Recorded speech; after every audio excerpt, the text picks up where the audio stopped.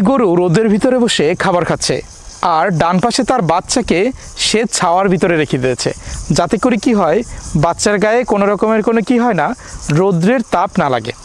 প্রতিটা মাই চায় তার সন্তান একটু ভালো থাকুক, প্রতিটা মাই চায় তার সন্তান একটু সুখে থাকুক, প্রতিটা মাই চায় তার সন্তান তার চেয়ে নিরাপদে থাকুক।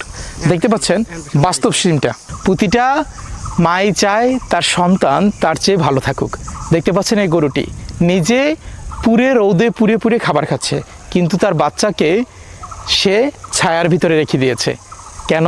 কারণ হচ্ছে তাহলে সে কষ্ট পাবে। তার মা যেরকম রোদের ভিতরে পুড়তেছে, মা চান না সন্তান এরকম রোদের ভিতরে পড়ুক।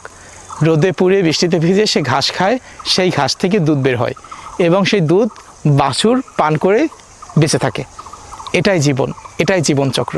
দুনিয়ার ম্যাক্সিমামটাই মায়ার উপরে চলে থাকে। ধন্যবাদ, ভালো লাগলে শেয়ার করে দিবেন। আসসালামু আলাইকুম।